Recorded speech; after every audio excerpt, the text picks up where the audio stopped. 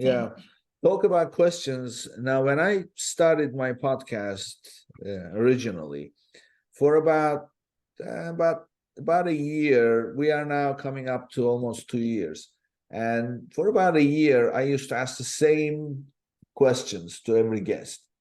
And sometimes we would digress, but essentially I would try to get the the opinion of different guests on specific subjects.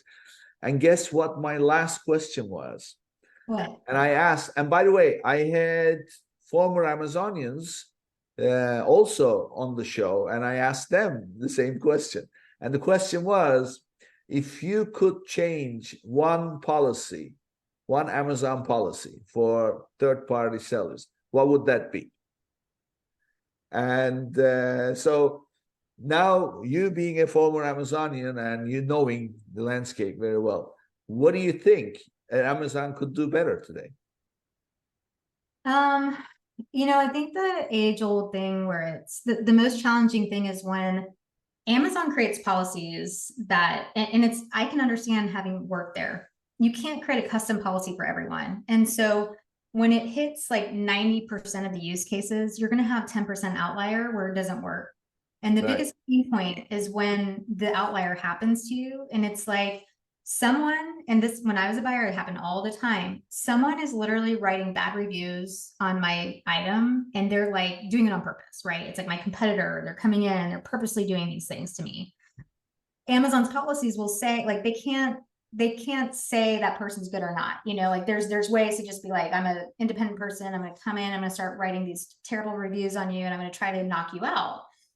Their outlier use case doesn't solve for that. Like, they're trying to solve for the most use cases, but doesn't matter. It's that person that happened to where it's like, this was my whole livelihood and you just knocked my item off the site for some reason that's not my fault. And that's where the policing, like Amazon needs to police, but at the same time, some of those policies are what prohibit people from being successful. And I don't solve for that because it's very hard to scale a platform with millions and billions of SKUs on it, right? ASIN. So how do you do that? And I remember being a buyer, and this is like the funniest story, so I'll never forget it. This was early on in my early days. There was this beauty brand that launched and she asked to have a meeting with me. And so I couldn't find a meeting room. Amazon was like super stacked. You couldn't find meeting space. And it's like, oh, we'll have it in the buying room. So in this room is a large room. There's like 6 other buyers. By the way, we call them vendor managers, not buyers, because Amazon it's different. And so they were all in the room with me, and we sat in the middle of this room with a circular table, and she just proceeded to yell at me the whole meeting because someone was doing this to her. They were her competitor. They were, according to her, putting terrible reviews on her product. Why can't I, as a buyer, pull down her? Why can't I fix this for her? Why can't I, she has terrible reviews. She knows it's her competitor doing this to her. Why can't I fix this? And this was Amazon's policy. As a vendor manager, I had no power. This was like an Amazon policy for me to fix this problem for her. Literally, I could do nothing. And it was so hard for her to understand that. And she just, like, everyone in the office was like, oh my gosh, what's happening here? And that is a challenge. I don't have an answer to it because how do you have one-off use cases at scale to be able to bring these items back for people? And it happens today too. Like, they've gotten a lot better. But like sometimes, like, let's say someone does this to you on Thanksgiving Day, like, you're kind of screwed for the year, right? So how do you solve that? I tell you a story. I was, obviously, when it happened, it was upsetting, but then I was very pleased with how it turned out. So this is before we started recording, I was telling you about a client that sold masks. Yeah. So I'm working with them, and COVID hits, and they sold masks, and they nothing to do with the kind of masks you need for COVID, but nevertheless, everybody wanted masks, right? So as you remember, immediately Amazon started regulating mask sellers.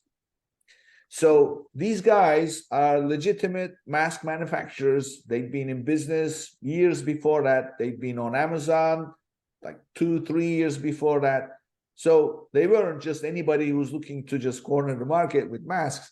So guess what? They got pulled.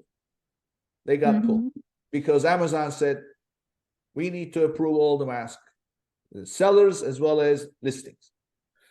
So we understand, it's COVID, day one, day two, but now they are hurting big time.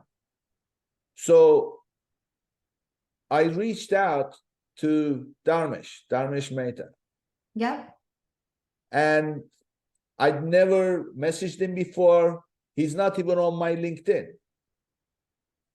So I messaged him on LinkedIn and I said, you don't know me, but this is my situation. I work with it. And I said, I was a seller on Amazon for almost 10 years. I know Amazon. I worked with Amazon a long time. So I know what you guys are about.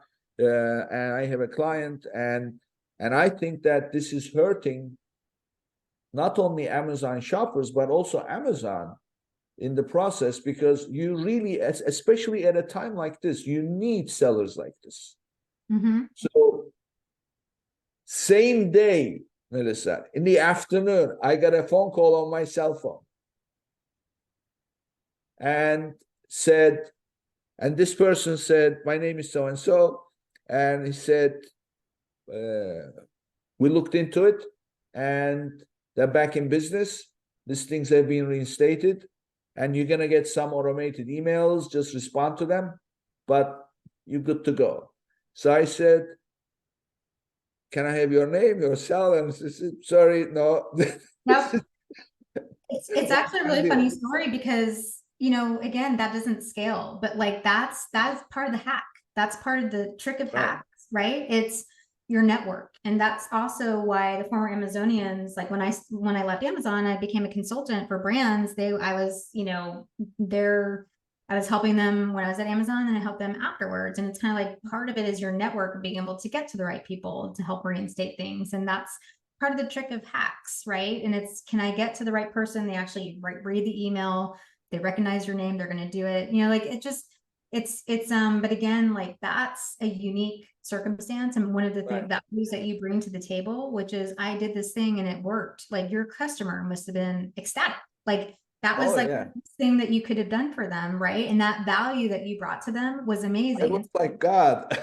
100%. And that's, again, that's where when you're looking for tool providers or people to help you, it's like those things, like those stories are the things that, again, it's hard as a platform, as an Amazon who's got billions of products, to be able to say like, and I appreciate the fact that they did that, because there's so many people putting on the market, bad masks that might not help people, right? So how can they prevent those things? You can understand from their perspective, but the fact that you were able to get that product back in to market, that is where the consultants can really help you. Like